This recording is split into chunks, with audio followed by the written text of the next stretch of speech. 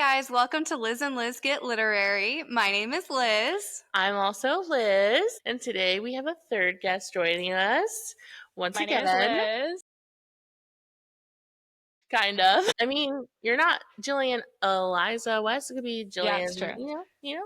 Yeah, It works. Welcome back. that was such a dumb joke. I'm so sorry. Thank you so much. Thank you for having me. I'm so happy to be here. I'm sorry that that's how we started this podcast. I'm not. We're so happy to have you back. You were Yeah. one of our first guests, and Was it? yes, I think yes. you were Yes. a second or third. Yeah. When did we last talk? July? Yeah. It was right Right. like the week after Ruin. or No, the it week was before Ruin. Ruin wasn't out yet. Oh yeah, Ruin wasn't out Yeah. yet, Yeah. Mm-hmm. but it was close. So it was It like was- literally a year ago. Yeah. We were talking about Ruin, and now here we are talking about Reckoning. Oh my gosh. Yeah, this guy. It's just on our Kindle, so it's a Yeah, little boring we don't at the get to moment. read it. Oh, So pretty. Yes.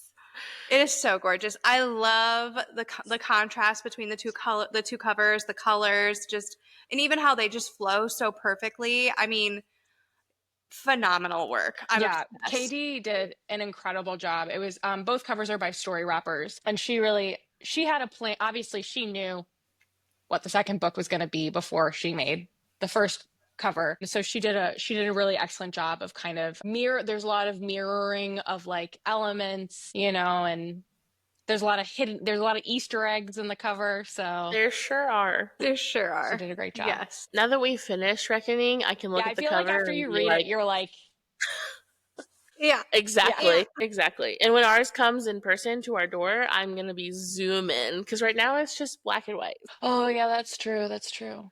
Yeah. Did y'all get a signed copy from Lark and Owl? Yes, of course. Thank Did you so much. So good. Okay. Well, it's literally been a year since you were here last. We first talked about Ruin, which is book 1 in your Infernis Duology. And now, when this episode comes out, we will be days away from Reckoning. I hope I'm doing well. You're already doing great. So, how are you feeling? It's very different this time around.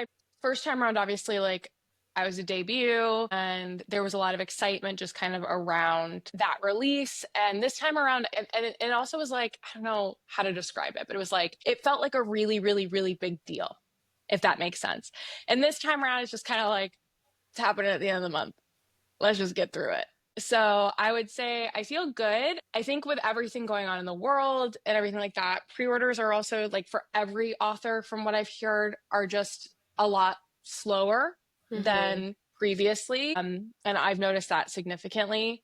So I'm trying not to look at my numbers too much. But I'm hopeful. I'm hopeful that people will like it. Feedback so far has been phenomenal. So I'm very pleased about that. So yeah, I hope future Gillian is doing really well. Future Gillian is probably in New Orleans right now. So, because I'll be in New Orleans for the release. So I'm crossing my fingers that I'm having a great time. And As not two people who have read it, I can tell you that we had the best time. And there were multiple things we were texting about, like, oh my gosh, she finished it before me. And so she would be like, I can't wait for you to get to page, blah, blah, blah. And I'd be like, I'm almost there. Yeah. I literally was like, FaceTime me while you read chapter 43. Okay. I'm at 25. See you in a minute. Yeah. It's the biggest thing that I've gotten feedback on is just like, wow, it's so different from Ruin. It is. It is so cohesive, but it is vastly different in energy, if that makes sense. And in the best way, because if that was something that we were going through, the energy would be quite different, Yeah. It quite possibly couldn't be any more complex for Ren or Aurelia. Like you think you have a semblance of what your eternity is about to look like, and then like page after page, it's just like rewoven and then cut open and then rewoven and then cut open. So it's a journey for them. And I feel like Aurelia in particular had so much growth that she had to do in between both of the books, but the growth was so different. Like it was in Ruin, we really watched her have to undo years and years and years of this really abusive trauma, and in Reckoning we get to see her kind of come into her own. She does the growth on her own and realizes who she is.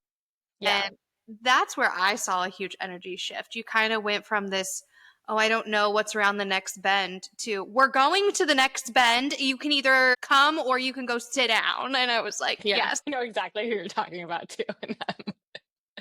Yeah, you know, one of the biggest complaints that I got about Ruin was like, oh, it's so character driven. It's very romance driven. Not a lot happens. And it's so hard as an author because I'm like, it's the first book. Like I am having like, hold on, just wait. Like, because I wrote Reckoning before Ruin ever came out. So I knew so I always say, what I've been saying is that Ruin is me laying the foundation on the road that Reckoning is going to drive down. Right. Going 100 miles an hour. Exactly. With guns blazing out the sides. So like, and then there's 12 tanks behind it. Right. Yeah, exactly. We hear that all the time in fantasy. Yeah, it's just funny. Yeah, so it's been funny, like now having people read it and them going, like I had somebody message me and be like, oh, I understand now. Like I now understand why you did X, Y, and Z in Ruin. And it's like, yeah, I did. I literally thought about it. I made a review a couple of months ago. I read the first of a series, and I literally said in my review that I'm not being super critical because I understand it's the first, and for us to get to the nitty-gritty, we have to go through this. The best part about fantasy is laying the foundation. So a lot of the first books of a fantasy series is laying that. And I feel like sometimes people go into it not knowing and understanding, and that's where we get these comments of, well, there was too much world building, or not enough happened. Right. Be patient. Just be patient. For me, it was, I really needed you to care about them. Right. I needed you to care. I needed you to really be invested, especially in Aurelia and in Aurelia and Ren as a couple, because if you're not in the car with your seatbelt on, ready to go, then what's the point? So yeah, I'm hoping that it will especially create like a richer rereading experience as well once you've, finished the duology, to then, if you're like me and you're a rereader, then you can go back to the first book and you're kind of understanding circumstances and elements that are at play that you don't know are happening at the time, but are there and are happening. And you will see them once you start rereading them. And then B, you're just able to kind of appreciate that's the journey we're going on. Exactly. And I told Liz that too, because she did a reread of Ruin right before we got Reckoning in our inbox. And I was like, oh, I want to so bad, but I even more want to read Ruin after I read Reckoning, because I want to see, I know Gillian, I've been reading Gillian for years. I need to see what she laid forth on the way to what I just read. And there are a ton of Easter eggs. Yeah. I mean, I picked some of them up too in my reread. I was like, oh, we're coming back to this. I see you. Yeah. For me, it was, I just needed to refresh and because, I loved Ruin, but I wanted to make sure I got the little intricate details because I knew those were going to be important. So I was like, so I'm just writing Reckoning. What was that like for you?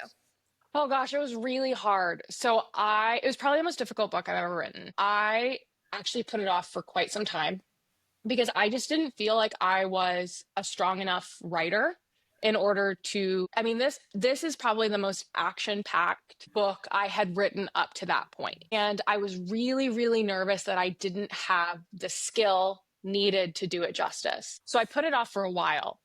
And then I got to a point where I was like, I cannot put it off anymore. Because especially with indie author publishing, you are trying to hit very specific deadlines. And if you don't hit your deadline, then everything gets pushed because you're hiring everyone you work with is an independent contractor and everybody has schedules. So I have to hit copyrights by X date. I have to hit line edits by X date.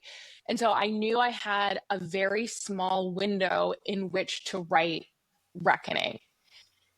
And so it got to a certain point and I was like, well, I got to write it. I knew what was going to happen in Reckoning as I was writing Ruin, obviously. But I also wanted time to go back to Ruin if I needed to before it went like through line edits and copy edits and everything like that. So I could lay kind of more groundwork and do some adjustments. Unfortunately, that didn't happen. So we did have to kind of work with it, especially in the edits for Reckoning. There were moments where like my editor would say something and then we would just both kind of go like, well, it's published. So like, how do we work through that like kind of stick point? But as far as the actual writing of Reckoning, I mean, I would say it was kind of like a normal day at the office for the most part. Like I knew the plot. I always like write out like all the plot points in like a checklist. And then I might deviate from that plot list, that plot point. But for the most part, I think I stuck to it. I will say I struggled really hard with, I got stuck a few points. And then that's how I wrote The Gallows. Was I took a week off of writing Reckoning and I wrote The Gallows in a week. And Great. then I got stuck. Isn't that funny? Well, I was also like, so while this is all going on, I was dealing with a lot of like really very difficult family stuff. So I'm like trying to handle the pressure of writing the second book in a duology on top of all of that. And so that was where The Gallows came from.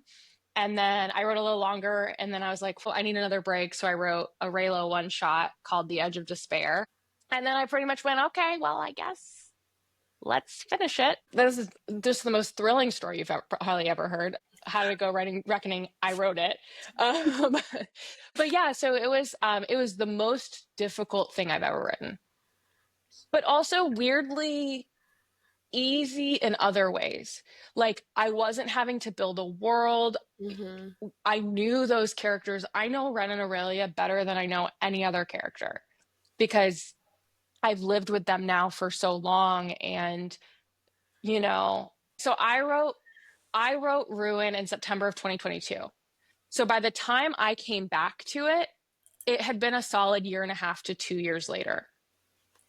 And so I knew Ren and Aurelia backwards and forwards. And especially for Aurelia, I wanted to make sure that this was not.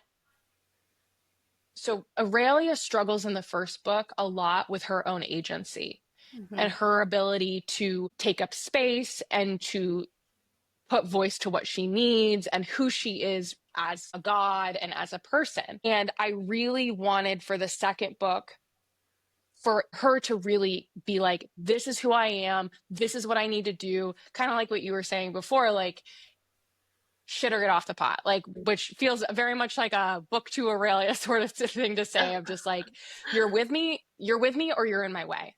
Yeah. That is exactly what she was like. She was like, there's like I don't need to try and convince you. You're either coming or you're not. You know what I mean? Yeah. Like that's really, and I loved it. I ate it. Yeah, you're standing with me or you're standing in my way. Yeah. That's really Aurelia's whole MO. But the funny thing is that I actually wrote a third book that is about a god that you meet in the Infernis Duology. What does it rhyme with? Talron. Is that going to see the light of day? Is that going to, are we going to see it? Okay. I mean, if you just wanted us to see it. Yeah, so all this time I was like, it's going to be duology with a third interconnected standalone. And then I had written that book about like maybe a few months after. So I wrote Ruin in September of 2022. And then I wrote Talron. It's called Talron in July of 2023. Or no, June of 2023. And I was heavily working through grief at the time. Like my like soul dog had passed away, and on top of that, we had learned some very devastating news about an immediate family member. And as a way of me working through grief, I wrote this book. And then I kind of realized like, oh wow, it really fits and plays into what's happening in the Infernis Duology. But what ended up happening was I was trying to fit a square peg into a round hole, and it just didn't work. So there are like Easter eggs in there for a story about Talaron, and maybe one day you'll get it, and maybe one day you won't. So we are in like 5 or 6 book clubs, and at every single one, we're like, have you ever heard of Ruin?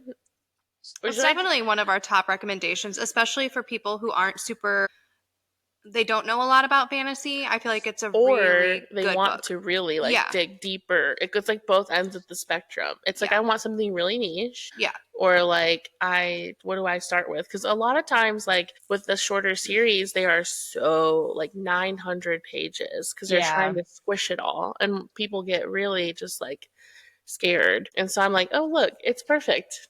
And the way you write, you can picture everything that is happening. You can follow along. The characters are very likable and you're easily connected to them. Mm-hmm. And so if I'm introducing someone into the genre, it is one of my go-tos because I know you're going to have a good time. Yeah. And we've sent you some of those text messages of our friends being like, OMG, tell her I said. And I'm like, that is what I like to see because that's exactly how you should have reacted.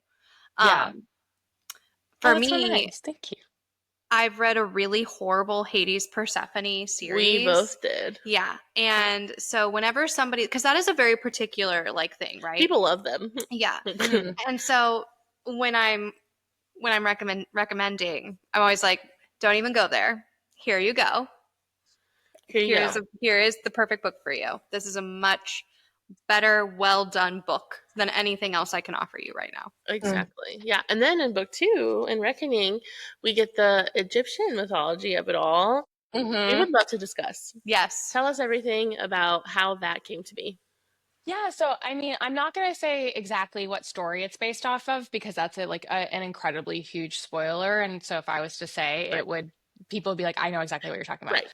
But what I will say is that I've been a huge fan of Egyptian mythology and ancient Egypt since I was a kid, since like 5th grade or 4th grade, when they're like, we're doing a course on Egypt. That just like really like sunk its claws into me and like never let go. Like 5 years ago or so, maybe 4 years ago, my husband took me to a lecture in San Antonio of a woman speaking about female pharaohs in ancient Egypt. If that gives you any idea about like my interests and the depth of my love, I've seen every single like archaeology, ancient Egypt show that you could possibly watch on TV. I have watched tons of like YouTube videos about it. Like Dan, my husband, will come up to me, be like, hey, like, did you see that they found this tomb? And 9 times out of 10, I'm like, yes. I have it on Google Alerts. Yes, I know. When I had my signing at the Rip Bodice in New York, we went to the Met and we went to the ancient Egypt exhibit, and I cried like multiple times, and not just like I'm emotional, like tears running down my face, just like very, very like overwhelmed. So yeah, I've had a huge love of Egyptian mythology from a very young age. And I also want to stress that like these stories are not retellings. It's more like inspiration where there are nods to those stories within my story that takes it in a different direction. That's why like I always say like I don't really think of Ruin as like a Hades and Persephone retelling, especially because it takes place in its own world. And there are nods to Hades and Persephone, but there are also a lot of nods to Orpheus and Eurydice, and, you know, Eros and Psyche. And like, there's a lot of other nods in there to other stories as well. But yeah, I love ancient Egypt, and I think that there is like so much there. And it was really cool to be able to like dive into that a little bit further in this book. So yeah. And you do a great job. Truly. Yeah. That's one of Liz's all-time like most favorite passions in life is Cleopatra. Amazing. So yeah, so when you're like, I'm like, yeah, me too. So funny. I just was like, that sounds familiar. Like, you know, like when everybody's like, okay, if you had a time machine, where would you go? Yeah, or like who could you eat with, dead or alive? Yeah. And my Anne Boleyn and Cleopatra. Which says a lot about you. Yeah, so when we got the email from your assistant with all like the list of the tropes and stuff, and I said, Liz, I called so fast, and she freaked out. It was literally, it's so like intricately woven in there that if you don't know anything about it, you would just think it's the most insane book you've ever read. Which like, but if you know you're looking for it, it's like so just like perfectly woven in there. I love it. I tried really hard. I mean, you make all of the stories that you get inspiration from your own. I mean, Aurelia and Ren are truly standout characters to me. And just talking about them, not even going into the side characters, because the other characters also broke my heart multiple times. And I feel like sometimes it can be hard if you take inspiration from big things like Hades and Persephone, ancient Egypt. It can be hard to sometimes find the way to make it your own, but you do it so seamlessly. Like it's just beautiful. And I mean, I can picture every scene in that book. I literally said this would be the perfect like HBO Max limited series. That's a dream. Oh my gosh. That's a dream. Yes. I would do so many things to watch certain parts of book 2 in front of my face. Yeah. Well, and speaking of side characters, you do get a whole new crew. You do. A whole new crew. A whole new crew. A girl gang, if you will. A girl gang of 2. But honestly, Samara makes up at least 10 women all by herself. I could be so bold. If you could ever just write a novella about her and her shenanigans and her life, oh man, I would eat it. Just like a one shot one day, you know, if you were bored. Yeah. Yeah. You know, she was so funny. She popped up for me out of nowhere. So she was a surprise that as I was writing, all of a sudden I was like, oh, like, you know, because you'll hear authors talk about like how things just kind of like happen as they're writing. And that is very much the case for me because it's like your subconscious is always working. And she really popped up. I knew that I wanted to have like a very strong female character for Aurelia to lean on in book 2, other than Marana. Someone that would really, because Marana is so grounded and she's like the knight, you know, she's so grounded, she's so constant, and she is so steadfast. And I wanted someone that would really allow Aurelia to bounce off more negative feelings from someone who would really hold space for her more unhinged inclinations. Really, Samara became that person where, you know, and writing her was so fun, especially because she does tend to speak in riddles, and you do tend to kind of be like, girl, what's up? But then you see these moments of tenderness and these moments where she does kind of realize like, oh, I've overstepped a bit. The minute they kind of teamed up, I trusted her, no questions asked. Oh, good. I literally was like, I know you're a little unhinged. Everyone needs a Delulu bestie, though. Yeah. And I was like, if she is here, I know we're gonna be okay. That's what I kept repeating to myself. Yeah. She is like a ride or die sort of like, but also I really wanted I wanted her to be the knife in Aurelia's hand. Yeah. You know, and that really, she did. She is. I love her. She was. I was scared because I was not sure if we were going to get as like the same, like you said, the same cast or a new cast, what was going to happen to my all-time favorite best friend from book 1 that I would do anything for. Sedera? Yes. I would literally lay down my life for them. Just so you know, I love them. Same. And so I was like, no. They're around. They're there. Of course. But I was like, oh, new people. Are we going to lose the old people? Because usually when authors bring in a new cast, they are ready to off people left and right, or there's going to be massive betrayals and you just don't know. Mm-hmm. And so I was like, oh, this is the perfect way to have new pals and old pals and have it be like really fundamental to everyone's journey, very purposeful. It was great. It was awesome. Good. I'm so glad. Yeah, side characters often can just feel like plot devices.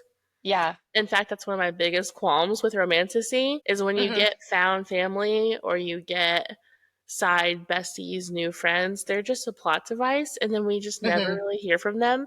But I feel like I so intimately know everyone. Oh, good. And it's great. It's great. I love it. Yeah. I did have moments where I was like, is there enough Sidero? Because like I know that everyone loves them so much. And like talking to Angie and talking to my editors, everybody was kind of like, yeah, Sidero's there. They're doing a Yeah, great job. exactly. I'm feeling perfectly quenched. I just got nervous when others appeared that something was gonna, you never that know things what's were gonna gonna happen. change. Yeah, exactly. Especially because she leaned so heavily on them in book one. Right. That was really a Scared me. comfort spot for her. And I think with how the crazy reckoning goes, I almost wanted to lean on him a little bit. I was like, can we go back and cuddle real quick? Because Can we cuddle? Right. I need a hug. I need a hug. And that was deliberate. Like you're supposed to feel unsettled and you're supposed to feel ungrounded. And, you're really, I even said this before the book came out, was like, Ruin is really it is a book about Aurelia and her journey, but it is also a book about Ren. And Reckoning is very much Aurelia's book. With Ren just being like, that's my wife. Also, where is she? Where is she? Our girl be She be out. She be out and about. Turned down for what? Girl's doing stuff. She's busy. She's booked. And she's busy. And busy, for sure. Yeah, we had the absolute best time reading it. It has been so much fun being on the street team too, and just like screaming into the void of Discord with strangers and like watching their posts and like knowing that like we're all feeling the same feelings. It has been so much fun. And also being able to like celebrate you was just so fun too. That's really nice. Yeah. And it's been funny seeing everybody's reaction. Yeah. And it's been interesting seeing what y'all have been talking about, because like I've been surprised that people haven't been talking about certain things and then have been talking about other things, and like no one's been giving my boy Zane any airtime. It's true. It's true. It's true. He slept on. I was so gooped and gagged by all the other things I posted. I was just like, taking it back. I had told Liz I wanted to read it again, like when it comes out, because we have some friends who are waiting for it anxiously to come out. So maybe I'll do it again and I'll refresh back in the Discord and be like, and another thing. Yeah. Do you want to talk about him? What do you love about him as a character? So I really struggled with, in book 2, I didn't want it to be the same old thing of like, okay, the female main character still has powers to learn. Let's go. Let's do another training montage. Yeah. And for a long time, I was trying to figure out like, how am I going, because, it is not believable that she would just have her power and that's that. Mm-hmm. Like she's still going to struggle with it. And I wanted to find, someone who would give her the space to realize that she can take that journey on her own. And I really loved Zane for that, because I really wanted to give representation to, a mute character, someone who cannot speak, but that doesn't mean they're not powerful. It doesn't mean that they aren't as valid as a god as anyone else. And he really becomes one of the most valuable people in her corner when it comes to her, really stepping into her role, not only as a queen, but also as a god. And him just kind of being that constant, like, let's work through it. And also her kind of working through her own assumptions, not only about herself, but also about him, because at first she meets him and she's like, well, why isn't this dude talking to me? Like, what's going on? And then the longer she spends with him, the more she's like, I assumed he wasn't powerful, but he might be one of the most powerful gods I've ever met.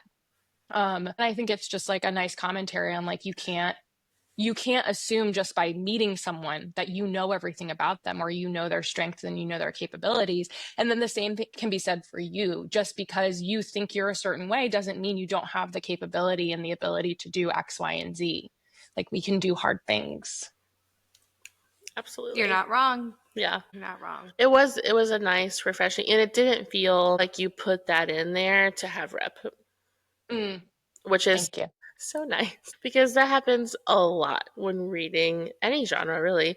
You're like, okay, here's, the blind person, a person from a certain ethnic background, a person with a certain body type. Oh, there's a box that's being checked. This just felt like power, like powerful discourse on what it means to value yourself and value others. So that was very appreciated. And it was very authentic to his Good. I'm so glad. story as well. When you kind of give a little background, I mean, it felt just, of course, like, natural. Okay, now I get this. Yeah. You know what I'm saying? Like, Good.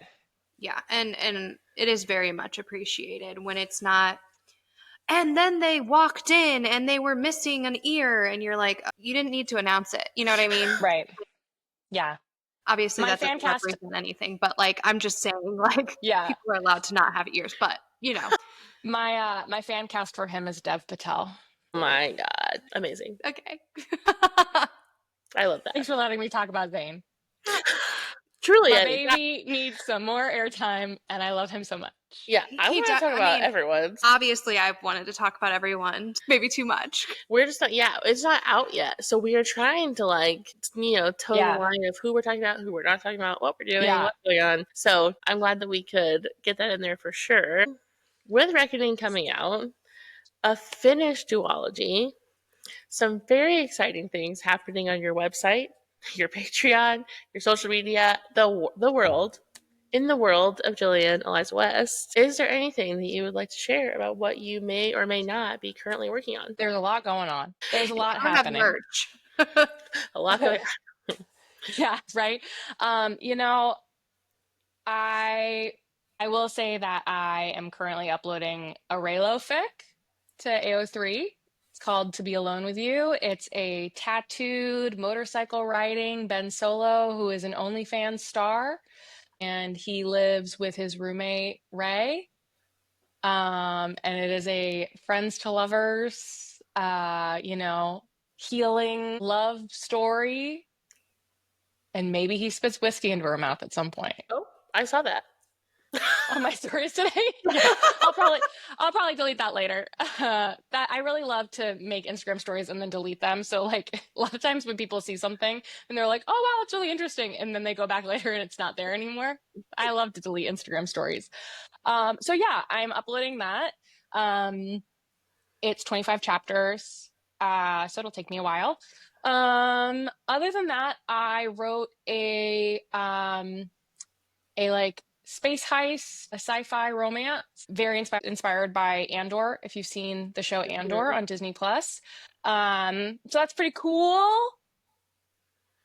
And then on my Patreon, I wrote a paranormal romance. It's a vampire and witch romance, kind of a forbidden love sort of situation with a guy with long blonde hair that carries a silver walking stick and wears a signet ring. Yep. And he sure does. And his name is Callum August. It is. And the female main character is named Lilith Sarah, and she is a witch. She's really hot. She's super hot. Yeah, they're both really hot. My fan cast for Callum is Sam Reed. Oh, from Interview with a Vampire. Oh, I know what you're saying. I love it. Yeah. But yeah, so that's on uploads on Patreon. I don't have a title for it yet, but yeah, I upload once a week there, and then depending on what happens with my life, we'll go into the next book, which I have written, which is Eamon and Adrian's book, which is like no surprise if you're like reading the current book, you're like, oh yes, there are things going on with Eamon and Adrian. So yeah, so that's kind of what's going on. And then I guess now I'm in a writing break. How does that feel? I said before I went to Japan, before I left Japan, I was like, before I went to Japan, I was like, I'm taking a writing break until we see what's going on with something. And then I came back and I was like, what if I wrote a Raylo fic?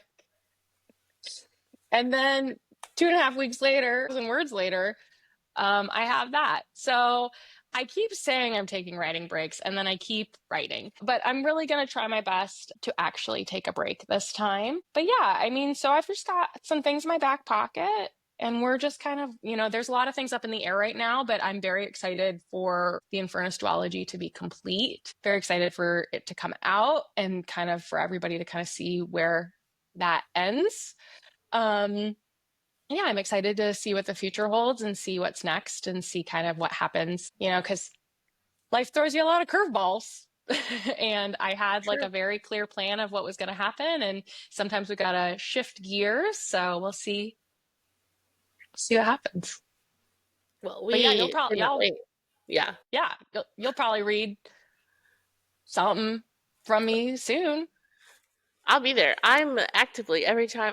First of all, I have a Patreon problem. It's actually bad. Some people are like buying ridiculous like purses and shoes. And no, I'm just a patron to so many people. I'm paying so many It means the people's world to me. bills. And I love that for me. But when I get your like chapter, blah, blah, blah, I'm like, oh no, it's time. And I can never read it at work because who knows what's going to be there. So I'll just like go, like I'll close my office door and I'm like, okay. And it's like the best. Yeah. It's the best. Callum and Lilith are everything to me. Okay? Everything to me. I'm so glad. Yeah. Yeah. Very strongly encouraged one of our friends who also works with me in my office to be one of your patrons. And she's like, I like so many people's patrons. And I said, if I show you this art for 10 seconds, will you reconsider? And she's like, okay. And I said, she said, was it the Art of Crumbs art? I think so. Yeah. The one from like 2 chapters ago. Yeah. Yeah. Yeah. Cool. I said, I'm going to show you this in 10 seconds. And I'm turning it around, and then you're not allowed to look at it anymore because you're not paying to look at this. And she's like, okay, I'll pay for it. And she did. And she did. Yeah, I like to think that it's a good deal because you get something every single week. And then, I mean, you get a ton of art. Like you get art once a week. Right now, since we're in Reckoning, like y'all got a lot of art We've been fed. March. But yeah, so it's been cool. The Patreon has been very interesting, just kind of figuring out how that works. But like I have a bonus chapter from Ruin on there that kind of feeds into Reckoning as well. And yeah. So yeah, there's things. Great things. And all my stuff is still up on AO3. So I'm no longer writing Hermione fan fiction. I actually was going to create a new account to post this Raylo fic because I didn't want people to get their hopes up, and I didn't want people to be like, "Oh, she's still writing fan fiction. We're gonna get more Hermione fan fiction." And then I got tired of waiting for the invite email. So then I was just like, "Well, fuck it. I'm just going to upload it anyways." But I haven't really been promoting it at all, which is why somebody saw that Instagram story and then they went to it and then they're like, wait a minute, there's already 3 chapters. And I was like, yeah, I've just been doing it. Yeah. And there are people that have been reading it and know that it's been going on. Some people have made like graphics of it already. And I'm just kind of like, oh, okay, cool. Thanks. Appreciate you. I mean, you never know who's lurking, Yeah. And especially with someone like you have, first of all, your work speaks for itself, but you have so much in so many different avenues that I feel like the people like us who are like avid readers of you, the people that know. Yeah. It's been funny. Yeah, it's funny, when I was talking to my agent and we were talking about like everything that I had, and it was very much like, I've got vampires, I've got gods, I've got aliens, I've got contemporary. Like it's very much like what do you want? If I may be so bold again, the vampire world needs more Gillian Eliza West. Thank you. Yeah. So same. Listen, like I'm a huge vampire fan. I have been reading Anne Rice since I was 11 years old. Julie Soto very recently convinced me to start watching the Interview with the Vampire show. I saw that on your Instagram and I was like, oh my God, she just recently watched, Pride and Prejudice. What's happening now? Well, and so what's funny is I watched the first episode when it came out and then immediately stopped watching it for the good of my marriage, because I spent the entire episode turning to my husband and being like, so this is why this is wrong. And being like, in the book, X, Y, and Z. And I'm someone that when I was like talking with Julie and I was watching the second episode because I was like, I'm not going to start over. I remember what happens in episode 1. So I will just go to episode 2. And I remember when I was like messaging Julie my thoughts, and I was literally quoting things to her. And she was just like, so I'm understanding now your reticence to watch this show. She's like, we've had some trauma, actually. Yeah. Thank you. And she was like, I was like, I know I'm insufferable. Like, I just want you to know that I know I'm insufferable.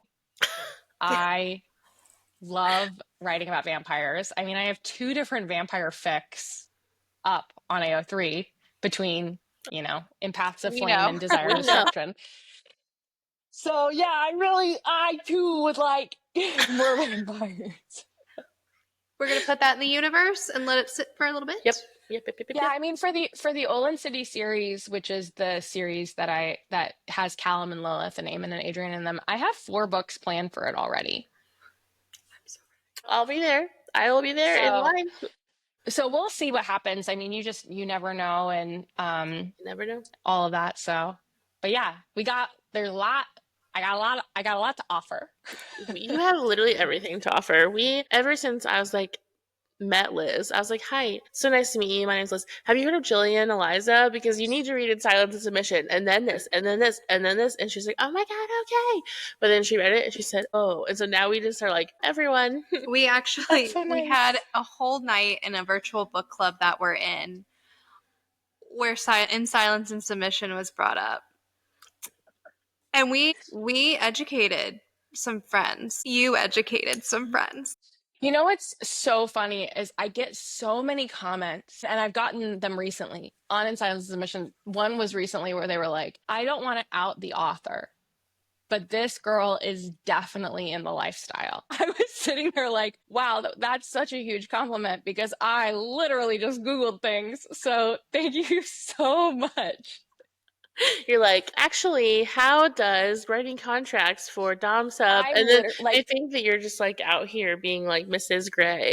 Yeah, it's funny because I read through legitimate like BDSM contracts, and I watched like YouTube videos on what's the proper way to flog someone and what's the proper way to spank someone and how do you safely choke someone and shibari. Like my search history is wild, and I'm not a coward, so I did all of that on a regular browser. I never use incognito. I do all my Googling with my full chest. Listen, yeah. I have to tell you the story. You're going to die. So for Liz's birthday, she wanted all of us to come up with the most unhinged PowerPoints to give her. Love this. And so I did the Shrek cast and all of their sex positions and what they would that. Be. And why. And what kind of like givers and takers. And here's what page from the Kama Sutra that Puss in Boots would have. And there was a playlist. It was, yeah. And when I like would show my husband throughout it, and he was like, your FBI agent is very concerned. Yeah. Because I'd be like, that's how I feel. Your NSA agent, they're like, okay, she's flogging someone. She's definitely figuring out how to tie someone up. Is this Jack Reacher? Like, did we just find Jack Reacher's IP address? Well, and then I'm also Googling, like, how do you plan a heist? What's the formula for a good heist? Yeah, does acid really break down dead bodies? Yeah. And then there's, and then you're Googling things like what happens if you get stabbed in the stomach, and like what happens, how quickly would you die if your heart was pulled out of your chest? Yeah, like true. Yeah, and then my Google search history questions. Truly, anyone would want to know. You could be in med school, who knows? And then it's like 6 p.m. and you're hungry, so you're like, Jimmy John's near me, and then people, oh, she's fine. She's fine. Yeah, I sometimes feel like I should type into Google like, I am an author. Don't worry about me. How'd you write a book? I would still like to travel. Please don't put me on a no-fly list. Yeah. Amazing. But yeah, it is a thing. I love it. It is a thing. I truly cannot wait for the humans that are not just us to read Reckoning. Me too. I'm not well. I am not well. I haven't been well. Hello, baby. It's so beautiful. It's really nice. So I'll just shout them out. My cover artist is Story Wrappers, and then Travis, To the Moon and Back Designs did the internal all of the internals, and he just did such an incredible job. And yeah, Travis Hasner did all of the the map and all the typesetting. And then my editors were incredible. Yeah, my line editor was Eleanor Boyle, and my copy editor was Jen Boyle.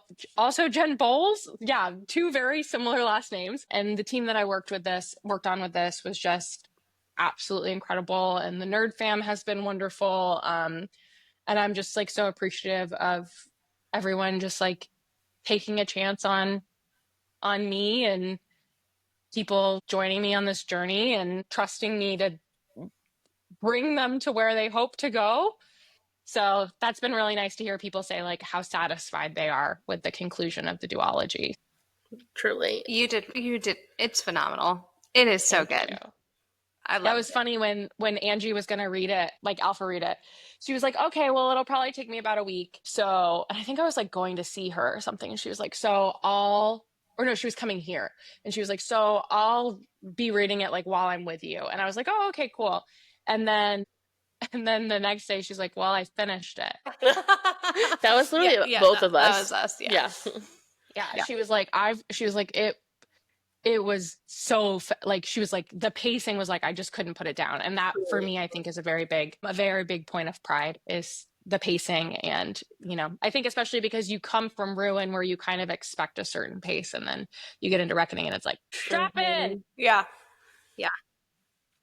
Yeah, it is insane. It is so just well done. You know that already because you're amazing. Thank you. But it is so good. We are very excited to have it out in the world. It has been such a pleasure to have you on. Just in case the people don't already know, where can they find you online? I'm on Instagram at Gillian Eliza. On TikTok, if we still have it, it's Gillian Eliza with an underscore. And then my website is GillianElizaWest.com. And on Patreon, it's Gillian Eliza West. Essentially, just type in Gillian Eliza West into Google and you will find it. On AO3, my username is Gillian Eliza. So just type Gillian Eliza into the Google and it'll take you places. Perfect. Highly recommend. A 10 out of 10 experience Googling Gillian Eliza West. So everyone should do that. I don't do it, but it sounds fun. Yeah. As always, you can find us at Liz and Liz Get Literary on literally every platform. Thank you so much for joining us. Bye, Gillian. Bye. Thank you for having me. You too.